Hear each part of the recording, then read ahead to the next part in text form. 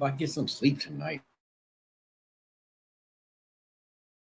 Welcome to the Point 101. I'm your host, Gail, and today we're diving deep into a topic that touches the heart of every parent and guardian: God's promises for our children. Join me. Hello, everyone. Hello, welcome, welcome, welcome. It is Sledge here, and my little brother, Sweet Lips, the sweetest lips in the West. And he got the Hello, everyone. Look at him. Look, he got the muscle shirt on again. You get to see this gorgeous face today. To all my fans out there, and I'm gonna say it again one more time. Sweet Lips is in the flesh, baby.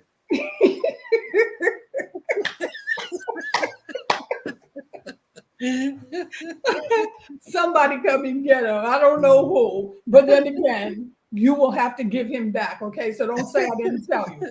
But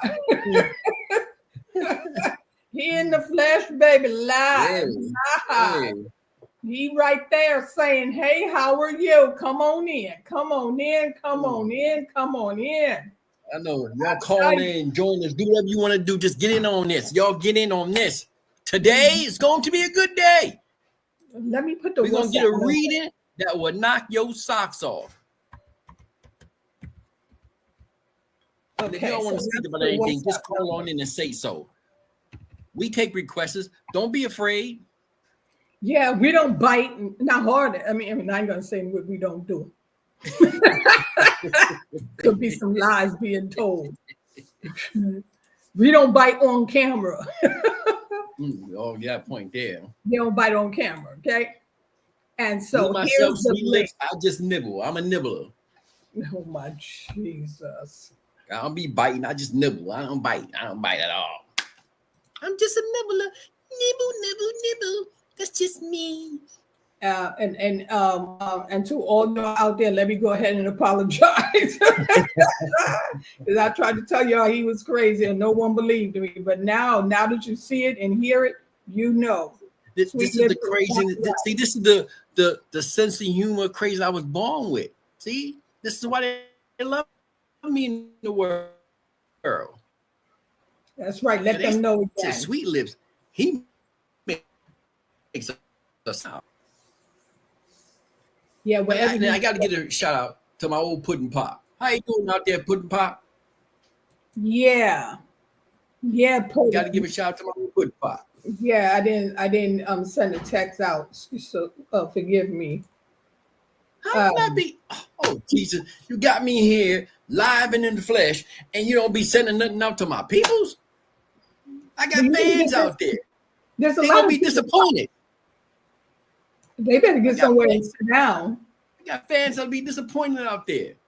All you fans that's disappointed that the numbers up there, y'all call in and give us a piece of your mind. We love to hear. Y'all can talk up for Sweet Lips, and I will answer back.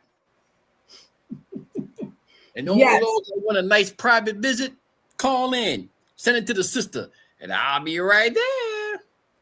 Do not send it to me because I'm telling you right now, when y'all see Sweet Lips with a black eye with his bags at the side of him, I will not be a part of it. I will not have anything to do. But I'm just saying, though, if you do want to give fans what they want, it's kind of, we're like stars. Some fans want to meet us in live, in the flesh. I mean, we got to get them what they want. This is what the fans want. All righty. Well, before you meet my brother in the flesh and shake his hands, you make sure that there's stars, and you make sure that you gotta have some stars. Yeah. Okay, because I'll let y'all know now.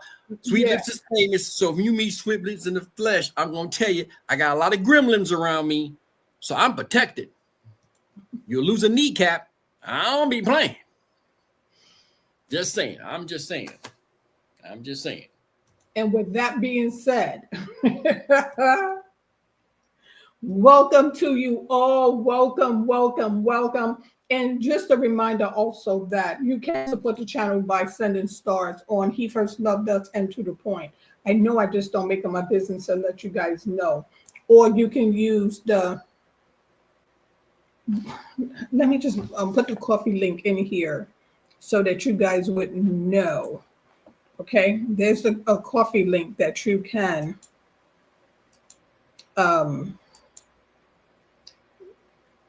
use it, and it's called Buy Me a Coffee. Yeah, you can use that link. You want to be up with us when you buy the coffee. Make sure you got some caffeine coffee in it. We do caffeine. We like to stay up. We like to stay. We like to stay up. We like, you know, we want y'all to be nice and alive. You know. Sorry, guys. Y'all enjoying us. You know, y'all gotta be popular. Just can't keep still. You know, y'all gotta. You know, we don't want no decaf. We want caffeine.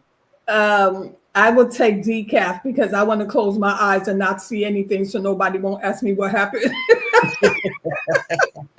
I'm just gonna close my eyes. Like, let me tell you something. I went on and went to sleep. So that way, no one has to come to me and say, "Hey, Sledge," and they'll be like, what they say?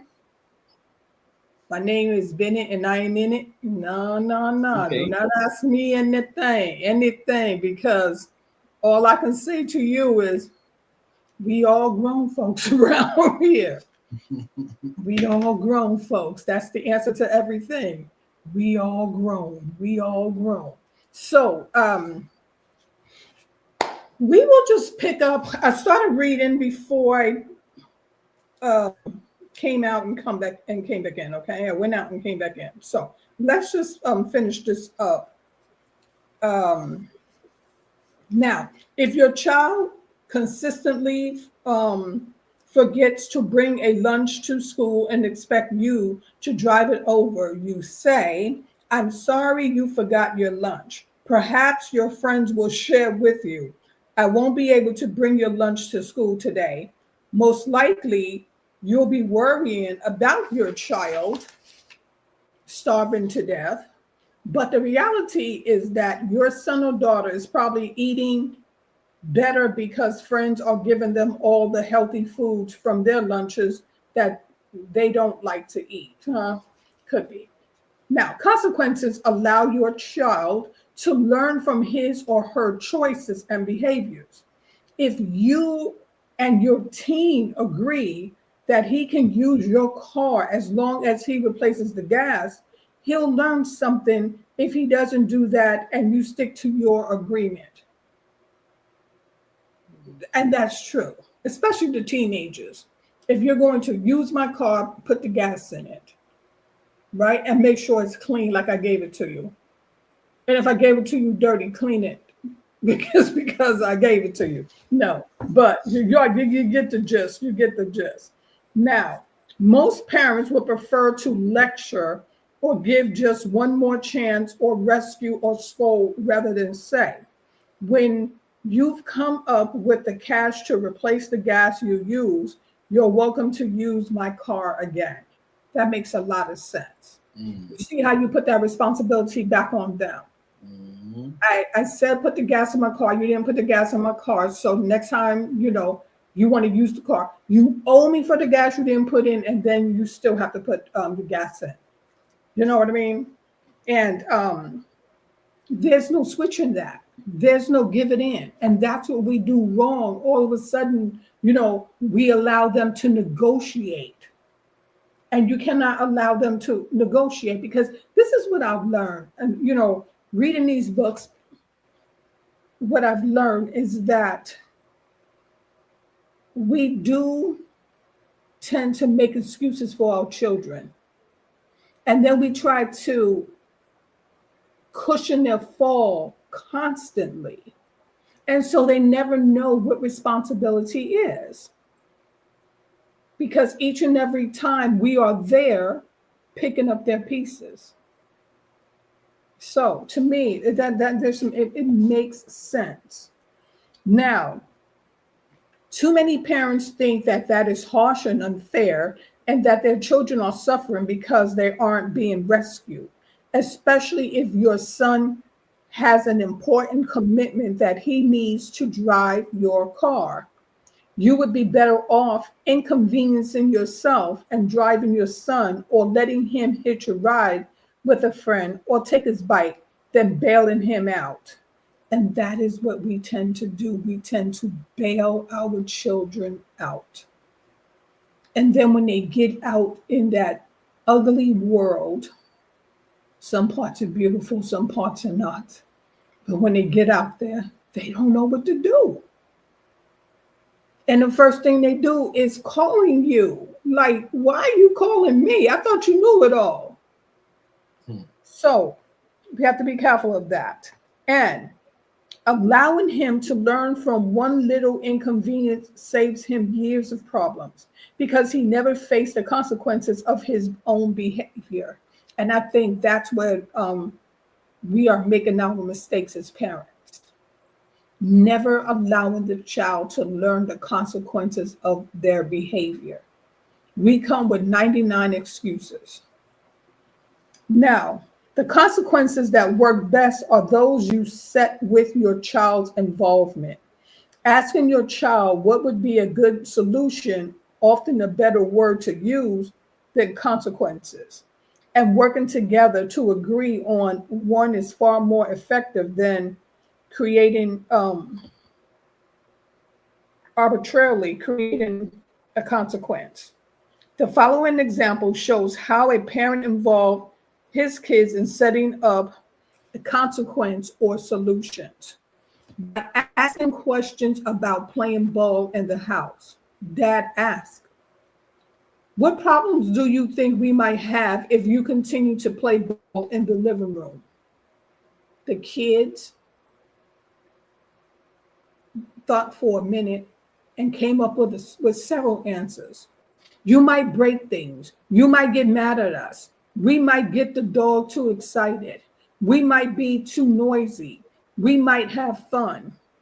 Then the dad asked, what suggestions do you have for solving these problems? Now you see how the parent got the kids involved. By asking, what do you think would happen?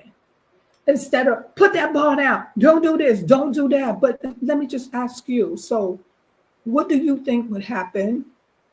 And, so what do you think that's fair? Should I snatch you? No, let me stop that. That was supposed to be your part. Should I snatch you up? No, but, and then there are the kids giving these answers. So clearly they have thought about what would happen if they play ball in that living room. Now, then the dad asked, what suggestions do you have for solving these problems? The kids suggested that it would be better to play ball outside unless they were playing with a Nerf ball. Bingo. Yeah. So they understood. It would be better if we played outside unless we are playing with a Nerf ball. See, they can think on their own. Yeah. But when you start taking that from them, then they're always going to look for you to rescue them from something. Like, why would I think about it if, every time I turn around, you provided me with an answer. So if I go do something wrong, you should know the answer to it. That's how them little smart mouth heathens be acting. That's true. Now, Dad asked, what do you think would be related, respectful, reasonable consequences if you guys don't keep your agreement to be respectful while playing with the ball? The kids agreed that it would be okay to send them outside to finish playing or to put the ball away and they could try again another day. Because the children were part of the solution, they were much more cooperative when their parents later followed through with the agreement. Children don't have to suffer to learn, but it's okay to be empathetic when you follow through as the father in following situations the way the following situations did. That makes so much sense, though.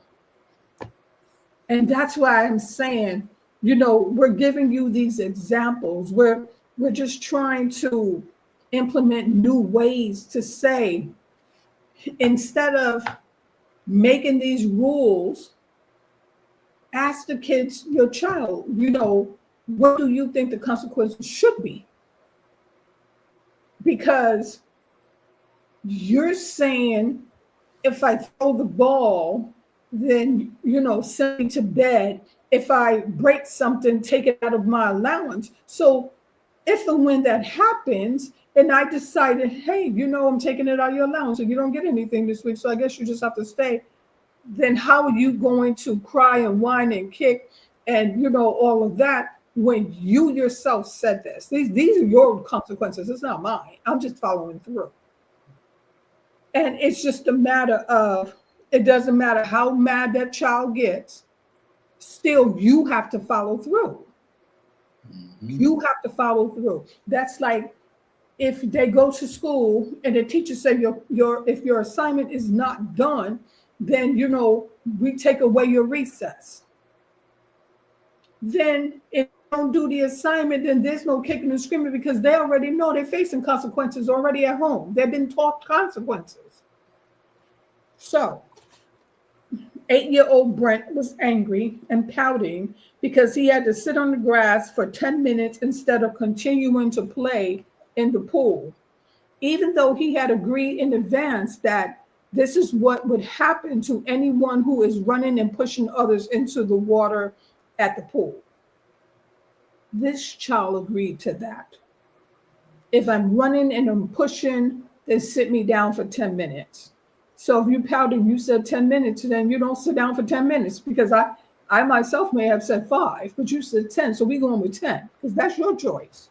Mm-hmm. So do you see how it starts to make sense? Let them, you have to be careful with the words you choose, because of the algorithm. But you know what we used to say, if you give them enough rope, you know what I mean? They'll do that to themselves. Yeah. You know what? Give them enough rope.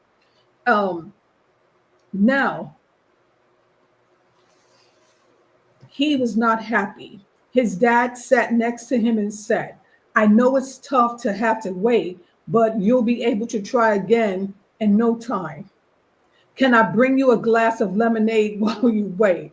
Brent said, no thanks, with a sullen expression. But then he asked, hey, Dad, how about bringing me an orange instead? That's a lot of respect right there. Yeah. That's a lot of respect. Because when you have that lemonade and you realize how hot it was, because obviously if you at the pool, that's some beating down on you. So it's like, I'll just take some vitamin C instead. You know what I mean? Gonna get an orange. So the trick is to focus on one problem at a time. And right now in someone's household, someone is trying to handle 15 different things,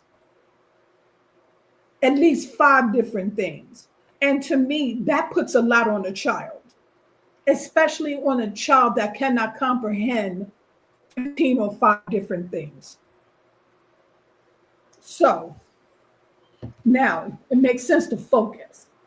Ask other family members for their ideas. Use unlimited choices when the ideas are not appropriate. For example, if your child say, I don't want to do it at all, give a limited choice such as, you may do it before breakfast or before dinner. Not doing it at all isn't one of the choices. Limit your choices. Set a limit. If you keep it narrow, then you have them right there. But if you can do this, or you can do this, or you can do this, or you can do this, or you can do this. And really at the end of the day, the child don't know what to do. Mm-hmm. Because look at all this room that you're giving, that wiggle room that you were giving. But you know what? And when it's all said and done, if you follow your own rules and also set a parameter for what you can do and say, now to me, everyone's on the same page. Because if you're all over the place, the child's all over the place. But the minute everybody starts setting these limits, like, no, let's just narrow this down. That's like, okay, we're going shopping. Okay, do you want to go to Ross or Marshall's? Oh no, I'm going to go to the mall because there's 99 stores up in there. Like, you know, that's not what I want to do. So if I did not say let's go to the mall, then you cannot choose the mall. You see how that worked? Yeah. If I didn't say let's go to the mall was not an option. But if you want to go to the mall, the next time we go shopping, we'll go to the mall. But this here time, Ross and Marshalls. So everyone is on the same page. Is a headache there? No, it's not. Because I already know between those two, and hopefully I'm going to an area where it's just those two right there, and I'm not driving all over the place, especially with these gas prices today. No. One spot. That's it. So, again, and that is setting limits, okay? That is setting limits. So, our next chapter, establish routines. So that's the next discussion we will have, is establishing routines. And so I'm going to cut it down here because, you know, we can go on for hours, but to me, when I'm looking at a video and that video is extra long, you know what I mean? I know I tend to lose focus. You know what I mean? After 20 minutes, it's like, So, you know, I want to get back to keeping this short so that you can have time to really watch, listen, and try to process one category at a time. So that was setting limits. And so, again, tomorrow it will be establishing a routine. Okay. Again, hopefully you are getting something and really being appreciative of these tips that we are giving you, because, like I said, when it's all said and done, we need to help our children and we need to help them make better choices. The bottom line is the sisters preaching the good word, helping y'all out. So that means send some likes or I'll be at your door and it ain't gonna be good. Thank you very much.